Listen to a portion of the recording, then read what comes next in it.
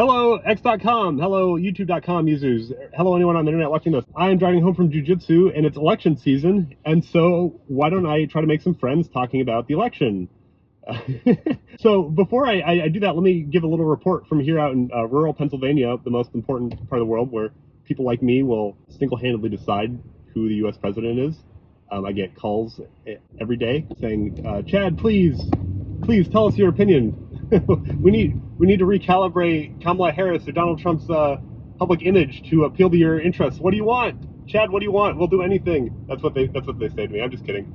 But that's kind of what it feels like. That's what I like to imagine. So yeah, I am in a very important part of the country. It is rural Pennsylvania. There are a lot of people who like Trump out here. I'd say it's majority Trump. Although I do feel like, just my kind of weak subjective experience about this, it does seem like there's more Democrat yard signs around than last year, although not a majority, just a little bit more. That said, the Trump ones are really intense. I find that the Trump ones interesting in their intensity. It's not just like someone says, like a little 1 foot by 1 foot card that says Trump on it. My neighbor has an entire flag that says Trump 2024 Revenge Tour. I think that they took it down at some point, but personally, I don't like revenge vibes, but that's what they've got. That's the vibes that they've got over there. There's also some other fella around here who lives on a main street. He's got a big flag of the photograph that was taken right when Trump was shot at, and he's raising his fist up. That's what they've got in their front yard. Now, this is my favorite one. Someone has an entire flag that says, "I am voting for convicted felon Donald Trump." Just the intensity of that makes me laugh. Here's one text that I got. Someone saying like, "Hi, it's me, Danielle. I voted for Trump, but this time around, I just can't vote for a convicted felon. Join me in Republicans Against Trump," or something like that. And I kind of feel like a Democrat wrote that one. I kind of don't believe that's a real Republican. It seems very out of touch with the Republicans around here who are like, I can't believe they made him a convicted villain. I'm going to vote for him that much harder. That's like kind of the vibes I get from Trump people. Seems like the opposite direction. Anyway, so those are just the vibes around here. Maybe everyone wants to know what's going on around here day to day, pollsters. So that's my report from the front. That's what the vibes are like around here. So yeah, how am I going to vote? If you're a pollster watching this, you probably want to know how am I going to vote? Well, you got to wait to the end, I think. That might be how long it takes me to get around to saying how I'm going to vote. But before I do that, I want to just talk about voting generally, because I'm kind of like an autistic person. Just the whole concept of how do you vote? What's the procedure you go through to decide how you're going to vote? Like, I feel like I still don't have a good answer to that, and I've been thinking about that ever since I got old enough to vote, really. I mean, my first opinion, and really the opinion I still have to this day, is that your vote doesn't really matter. I mean, it counts. It literally counts in that, like, they count the votes and your vote will increment the number that they count to. That's true. But your vote doesn't matter in the sense that your vote doesn't change the outcome of the election, right? Like, if the election result is like 1,000 votes one way and 500 votes the other way, it doesn't matter how I vote. My vote doesn't change the outcome. The only way to change the outcome is to have 501 votes or 500 votes to put it to a tie.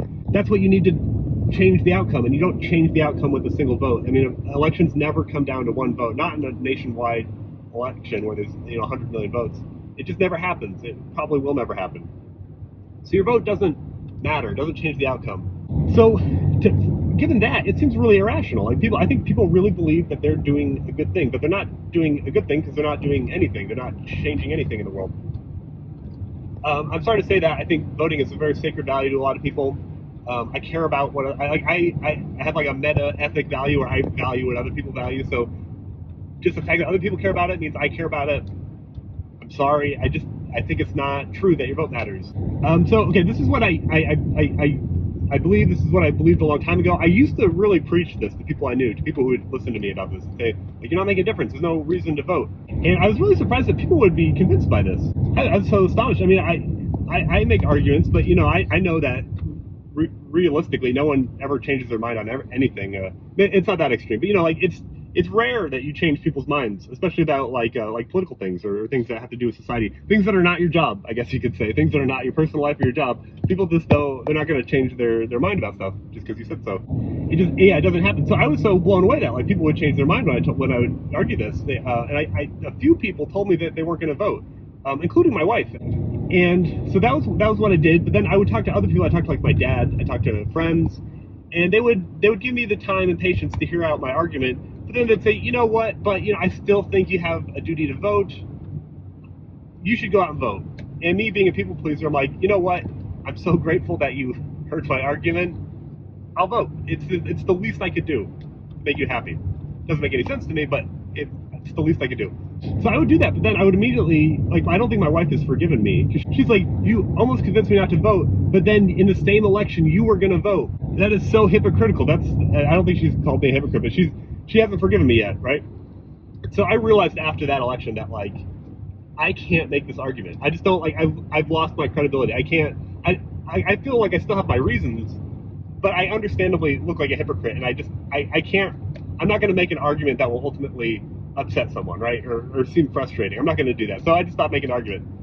I kept voting to please those around me. You know, I realized that, like, I'm not actually special in this regard. I voted to please the people around me. I think that's why everybody votes. I don't think people know that, but I think that's why everybody votes. Voting is a signal. Voting, people make friends over politics. People like to talk about politics just as a interesting topic. It is a social thing. You vote to signal something about yourself to other people so they can know who to make friends with. Because they like certain people based off their political opinions. It builds credibility. I voted for this guy. That means I'm that kind of person. I had my one shot to show who I was, and that was what I chose. That says something about you. So everyone's like me. They're just not autistic enough to realize it. So I need to vote, and if I'm going to vote, I need to do it sincerely. I can't just pick a random person just to say that I voted. It needs to be something sincere. It needs to show something about myself. You could just, like, pick the person who you most agree with, but then you're picking for someone that no one else is voting for. So then you seem like a weirdo, and you're not actually forming, like, friendship coalitions with people or something. You're not doing that. So you need to pick, like, a realistic option, I think. That seems fair to me. If you're going to personal expression, you need to pick someone realistic, or it's at least semi-mainstream, like the top 5. You need to pick someone in the top 5, basically, if you're going to vote to make friends. But then who should you pick? You should pick the best person, the best president, right? But who is the best president? That's a deep question. I don't know. Should you pick the person who has the best policy platform? Well, I that sounds good, but I can think of 2 reasons not to do that. One is you can't possibly have good opinions on every single policy. You just don't have enough time to do all that research. You don't know what the best policies are on every single issue. So that's not going to work. Secondly, politicians are big liars, right? So they're going to tell you their policy positions. That just goes out the door when they get elected. It doesn't matter. They'll do whatever they want after the fact. They might compromise on their promises. You just can't really count on them. So I don't know. I'm not saying don't vote on their policies. I'm just saying it doesn't make sense to vote only on their policies. Another thing is their character. Maybe you can't vote on policies because you can't know all the policies, but maybe you can know if they're a good person, and by extension, you expect a good person to do good policies. Maybe that's it. I don't know. First of all, maybe it's hard to actually know if they're a good person because, again, they're liars. So maybe they just look good. They're really good at lying, so they're gonna look good. They're gonna look like a good person. Second thing is maybe they'll be good, but then and have good policy beliefs, but then maybe they'll be inept. Right? Like I kind of think that you need to have a skilled politician in office, like someone who actually knows how to do politics. Like it's weird because maybe it's okay if they're evil, as long as they're skilled and they do good policy. Like I don't know. Maybe you could vote on them if they're evil and they have opposite policy beliefs from what's good, but they're sleazy enough to compromise on every single one of their values just to stay in power, and they'll end up doing decent policy anyway. I don't know. That's possible. I'm not advocating that. I'm just saying, like, that's possible. Maybe you should do that. Then I don't know. I guess there's some just bottom line outcome. Like, what's going to happen if this person becomes president? Because then you could just sort of try to sort through cause and effect. Like when they have when they say this, maybe they're lying and they believe the opposite. And if they believe the opposite, they're going to compromise with that politician. And when they compromise with that politician, they'll do C policy, which is okay, that's a decent one. I'll vote for him for that reason. That seems kind of convoluted. I don't know. So I just kind of pick a mix of these and just try to be as sincere as I can. I'm not going to vote for Kamala Harris because I'm just not left-leaning. I don't like left-leaning economic policies. I'm not going to vote for Trump because I think, like, January 6th is a deal breaker. I've looked into that one. That one seems like a sincere insurrection, or at least he's trying to hold on to power, which doesn't. But I have like a no tolerance policy on it. Like I don't want a dictator, so I don't want that. And then I don't like tariffs, and I like immigration. So those are 2 big issues from Trump. So I'm not going to vote for Trump. Everything else is fun about Trump. Sorry, January 6th is a deal breaker for me. I'm pretty libertarian. Maybe I won't vote just so I can have the credibility of someone who doesn't vote. I don't know, but I might just vote libertarian. I might chase the dream and vote for Chase Oliver. It's hard voting for libertarians because I feel like I don't know who this guy is, and maybe he's inept. But I've seen some videos of him. He seems decent. seems to represent what I actually think, as far as I know. Maybe I don't know. But yeah, I think that's how I'm going to vote. I don't know. It's a coin flip between not voting and voting Libertarian. So anyway, yeah, I hope you have a good night. Thanks for listening to my thing. I want to be your friend. I hope I didn't offend you. I don't know why I would have. But if you think anything different, that's okay with me. So I appreciate listening. All right, have a good one. Bye.